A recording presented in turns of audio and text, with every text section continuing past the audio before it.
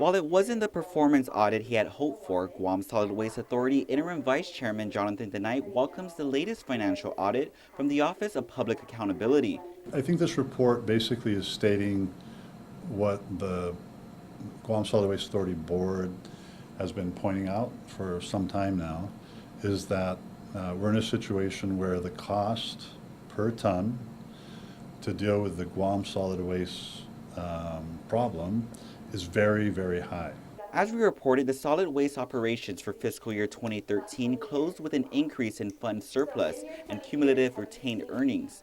The OPA, however, indicated the current tipping rates were insufficient to pay the annual debt service on the over $200 million landfill bonds. We're basically now left with not enough money to pretty much pay for all the debt, which is $16 million a year, roughly. The audit noted that debt service will continue to be borne by the general fund should tipping rates not be raised to cover some of the costs.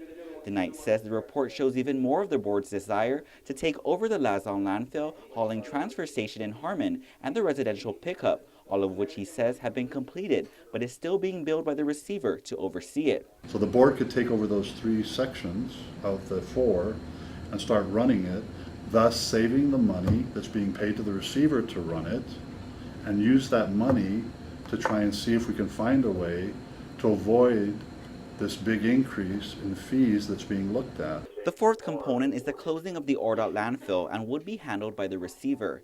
As for the increase in fees itself, Denight says the receiver has indicated it should be decided by the Government of Guam and not the other way around. The board, however, feels otherwise, as GBB Representative David Manning has stated in meetings past, like in September last year, that the receiver has been in total control and not once did Gov Guam make any decisions. Every decision that has been made to correct a horrible situation in solid waste in Guam has been made by this receiver and by the court. Not a single such decision has been made by the government of Guam. Not one. If you are 100% the authority on this particular issue, you also have to accept that you are 100% responsible for what resulted from your 100% authority for the last 6 years. You can't just back out of it and say, oh, that's not up to us, it's up to somebody else. The financial audit comes less than 2 weeks after a public hearing was held on Bill 281 that aimed to take the feds to court in recovering millions for their contribution to the Audit dump. Reporting for Guam's News Network, I'm Ken Quintaniza.